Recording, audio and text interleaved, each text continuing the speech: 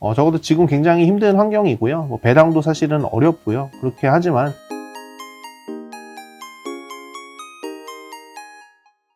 안녕하십니까. 하나증권 리서치센터에서 유틸리티 섹터 담당하고 있는 유재선입니다. 오늘은 전력시장 업황하고 이제 한국전력 실적 전망 관련해서 말씀드리려고 하고요. 먼저 이제 전력시장 업황 말씀드리도록 하겠습니다. 이제 한국전력에서는 이제 월 단위로 한 2개월 정도 레깅을 갖긴 하지만 전력통계 속보라는 걸로 이제 전력시장 데이터를 이제 공개를 합니다. 거기에서 이제 뭐 적어도 당분기 실적이나 이런 것들이 좀 힌트를 얻을 수 있을 것 같고요. 지금 5월달 속보가 가장 최근 데이터다 보니까 요거 기준으로 말씀을 드리도록 하겠습니다. 전력 판매량 같은 경우에 지금 꾸준하게 증가를 하고 있습니다. 주요 용도별로 판매량이나 이런 것 좀 각기 다르긴 하겠지만 전반적으로 계속 증가하는 추세 자체는 올해 내내 이어지고 있다라고 보시면 될 것 같고요. 요거는 이제 코로나의 기저효과 회복하는 속도 이런 것들 그리고 경제 성장 이런 것 따라서 자연적으로 늘어나는 부분이 일부 있지만요. 적어도 지금 전력 수요가 생각보다는 조금 빠르게 증가하고 있다라고 생각을 하셔도 좋을 것 같습니다. 판매 금액 같은 경우에는 이 판매량보다 훨씬 더 많이 늘었습니다. 요거는 당연히 전기요금 인상 때문이다라고 보시면 될 것 같고요. 연료비 연동제 요거에 있어서 이런 어떤 판가 변화가 나타났다라고 보시면 될 것 같습니다. 작년 2분기에는 연료비 조정 단가가 3.0원 마이너스로 적용이 되고 있었고요. 올해 같은 경우에는 요 연료비 조정 단가가 지금은 0원이고 그리고 기준 연료비가 4.9원 그리고 기후환경요금 2.0원 이게 반영이 됐습니다. 그래서 전년 대비로는 9.9원이 플러스 된 상태다라고 이해를 하시면 될 것 같고요. 그 부분이 이렇게 전반적으로 판가 11% 정도 상승하는 영향으로 나타나지 않았나 이렇게 이해를 하셔도 될 것 같습니다. 7월부터 연료비 조정단가가 5원 추가로 인상이 되고요. 10월에는 작년에 올리기로 했던 기준연료비 4.9원이 추가로 인상이 됩니다. 그러면 3Q에도 마찬가지로 4Q에도 마찬가지로 이렇게 YOY로 봤을 때는 전력 판매 단가 상승 추세는 계속 나타날 것이다 라고 이해를 하셔도 좋을 것 같습니다. 지금 5월 같은 경우에는 발전량이 전반적으로 판매량 증가에 비례했고 증가를 했고요. 그 중에서 이제 원자력 같은 경우에는 14.5% 정도 크게 증가를 했습니다. 이 원전 이용률이 4월 달을 바닥으로 해서 5월부터 회복이 되고요. 3분기 여름 성수기에는 80% 이상 이용률을 기록을 할 것으로 예상을 합니다. 4분기 같은 경우에는 계획 예방 정비 일정에 따라서 소폭 감소할 여지는 있지만요. 적어도 성수기에는 원전이 잘 돌아갈 수 있다라고 이해를 하셔도 될 것 같습니다. 유연탄 같은 경우에도 3분기는 작년보다 조금 더 개선되거나 적어도 작년 수준만큼 유지되지 않을까 생각을 하고 있고요. 그래서 기저 발전 비중은 크게 변함이 없이 안정적으로 유지가 되고 있다라고 생각하시면 좋을 것 같습니다. 좀 눈여겨볼 부분은 전력 구입 단가입니다.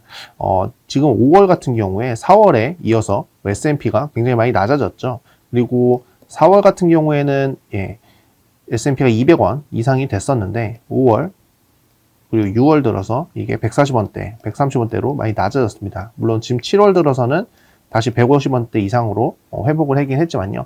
적어도 2분기만 봤을 때는 이렇게 S&P가 낮아진 영향들이 전력 구입 단가 하락으로 연결될 수밖에 없을 것이다 라고 이해를 하시면 될 것 같습니다. 그래서 올해 연중으로 봤을 때는 이 전력 시장의 원가 부담은 2분기가 가장 적다 라고 생각하셔도 좋을 것 같고요. 지금 전력 판매 단가, 그러니까 전체 매출에 해당되는 부분, 여기 ASP라고 볼 수 있겠죠. 그리고 이 전력 구입 단가, 주요 변동비가 어느 정도 결정되는지 하는 어떤 원가의 단위 원가, 이런 어떤 차이가, 지금 역마진 구간이 계속 이어지고 있긴 하지만, 3월 달에 50.9원, 4월 달에 40.6원, 요 마이너스에서 지금 마이너스 13.4원으로 많이 개선이 됐습니다. 이런 것들을 보다시피 2분기는 상당히 그래도 기대보다는 괜찮을 수도 있다라고 생각을 하시면 될 것 같고요. 3분기부터는 다시 이런 어떤 역마진이 확대되는 그림이 나타날 수밖에 없는 상황이다라고 보시면 될 것 같습니다. 여기 구입단까지 보시면 아까 말씀드렸다시피 작년 11월부터 높아진 숫자를 보시면 아시겠지만 지금 연중에 가장 낮은 숫자를 기록을 하고 있습니다. 6월도 마찬가지고요. 지금 들어서는 그래도 2분기는 괜찮을 수 있다라고 이 숫자에서 통해서도 보실 수가 있겠죠. 그래서 2분기는 그래도 연중 적자폭이 가장 적은 분기라고 추정이 됩니다. 근데 그럼에도 불구하고 이 적자 규모 자체가 저는 개인적으로 6.2조 원 정도 생각을 하고 있고 시장 기대치보다는 조금 하회하는 수준으로 나타나지 않을까 생각을 하고 있습니다. 아까 말씀드렸던 것처럼 전기요금 인상, 기준연료비랑 연료비 연동제 기반으로 전기요금 조정단가, 연료비 조정단가나 이런 것들이 인상을 했음에도 불구하고 원자재 가격 상승이 상당한 수준으로 나타났기 때문에 이거를 극복하기는 아직은 어려운 상황이다라고 생각을 하시면 될 것 같고요. 최근 들어서 좀 주요 영향을 미칠 수 있는 LNG 현물 가격, 이것도 천연가스 수급 막하로 가격이 상당히 높은 수준으로 올라왔습니다. 이게 미국의 수출 터미널에 사고가 좀 발생을 했고요. 그래서 LNG를 수출할 수가 없는 상황이 되다 보니 지금 아시아 그리고 유럽 같은 수입을 해야 되는 국가 입장에서는 물량이 없다 보니까 가격이 뛰게 되고요. 미국 LNG, 그러니까 미국 천연가스겠죠. 헬리어브라고 보시는 그 나이맥스 선물, 요 가격은 수출을 하지 못하다 보니까 내수로 물량이 다시 돌아올 수 있어서 가격이 하락을 했습니다. 그래서 저희가 일반적으로 천연가스라고 했을 때 대표적으로 보는 이 헬리어브 가격은 뭐 사실 한국의 입장하고 약간 좀 결이 다를 수도 있다라고 이해를 하시면 좋을 것 같고요. 어쨌든 지금 LNG 현물 가격이 상당히 좀 부담스러운 수준까지 올라왔다 보니까 요게 시차를 두고 뭐 재고를 축적해 갖고 요게 송출이 되는 3분기 혹은 4분기 들어서는 추가적인 악화에 기여할 수도 있다라고 보시면 될 것 같습니다. 그리고 다른 이제 주요 어떤 원재료 가격인 유연탄 가격 같은 경우도 여전히 높습니다. 톤당 $400 상당히 역사적인 수준으로 다 굉장히 힘든 상황이 이어지고 있다라고 보시면 될 것 같고요. 요것들은 시차를 두고 짧게는 한 개 분기, 두 개 분기 정도 레깅되었고 반영이 됩니다.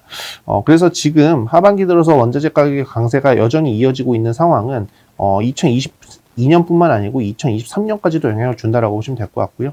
보통 한 6개월 정도 레깅을 갖는다라고 합니다. 그럼 지금 7월이니까 내년 지금 1월 이후에 원가가 지금부터 이미 결정되고 있다라고 좀 이해를 하시면 될 것 같고요. 그래서 사실 이 어떤 추정치나 이런 거에 있어서 원자재 가격들 상당히 하향 안정화된다고 가정을 해놓은 상황인데 이것들이 뭐 수요 부진이든 혹은 공급의 안정화든 여러 가지 이유로 인해서 안정화가 되지 않는다면은 이 추정치는 사실 상당 부분 하향될 여지가 앞으로 좀 더 많아질 수 있다. 이렇게 좀 설명을 드릴 수 있을 것 같습니다. 당장 2분기 같은 경우에는 말씀드렸다시피 원전 이용도 상당히 괜찮고요. 석탄 이용도도 개선이 되고요. S&P도 많이 낮아졌지만 그럼에도 불구하고 적자를 지속하고 있고 3분기부터는 훨씬 더 적자폭이 커지고 연간으로는 30조 원 가까운 영업적자 나올 수 있는 환경이다라고 좀 보실 수 있을 것 같습니다. 아까 설명드렸던 것처럼 7월부터 연료비 조정단가 5원이 인상이 됐고 10월 달에 4.9원 기준 연료비 인상이 됩니다. 7월은 이미 결정된 이벤트고요. 10월은 앞으로 있을 이벤트입니다. 근데 작년에 이미 확정이 됐다는 거에 있어서 시장에 추가적인 기대감으로 작용할 수 있는 이벤트는 아니지 않을까 조심스럽게 생각을 하고 있고요. 연내 이게 추가 인상이 좀 이루어져야 될 것 같습니다만 일단은 연료비 연동제 상으로 규정된 제도 하에서는 추가적인 인상의 방법은 조금 제한적이다라고 이해를 하셔도 될 것 같고요. 만약에 2023년 결정할 기준 연료비를 결정하는 시점이 저는 올해 12월로 생각을 하고 있는데 이게 조금 빨라져서 4분기 연료비 조정단가 결정할 시점이 10월에 조정이 된다면은 만약에 이렇게 된다면은 추가적인 요금 인상이 나타날 수도 있긴 하겠지만요. 요거의 가능성은 지금은 그렇게 높게 보고 있지는 않습니다. 그래서 당장 올해 있을 어떤 요금 관련된 이벤트는 10월이 마지막이다라고 이해하시면 좋을 것 같고요. 이미 알려져 있는 이벤트고 알려져 있지 않은 향후 실적을 결정한 이벤트는 12월이다 보시면 될 것 같습니다. 요게 2023년 기준 연료비를 결정할 거고요. 작년 2021년 12월에 올해 4월하고 10월 두 번에 걸쳐서 4.9원씩 인상하기로 했던 계획이 발표됐던 걸 감안하면은 올해도 내년 기준 연료비가 어떻게 될지 발표가 될 거라고 생각을 합니다. 이 부분에서 적어도 한 2-30원 정도 되는 수준을 가정하고 있는 그런 추정치라고 보시면 될 것 같고요. 요거보다 이상이 되어야 사실은 적자폭이 조금 더 빠르게 줄어들 수 있는데 사실 지금과 같은 물가 상승 국면에서 생활 수준 이런 것들을 고려를 했을 때 가처분 소득을 낮출 수 있는 공공요금 인상을 정책적으로 좀 활발하게 펼칠 수 있을까? 라는 측면에서 좀 걱정이 되고는 있습니다. 그래서 점진적으로 전기요금이 인상돼야 되고 그 인상되는 만큼 한전의 실적은 정상화될 수는 있겠지만 적어도 지금의 원자재 가격이 조성된 환경에서는 조금 더 빠른 속도로 좀 적극적으로 이루어져야지만 이런 실적 정상화가 나타날 수 있다라고 이해해 주시면 될 것 같습니다. 이 북밸류는 계속 갈수록 높아질 거라고 생각이 들고요.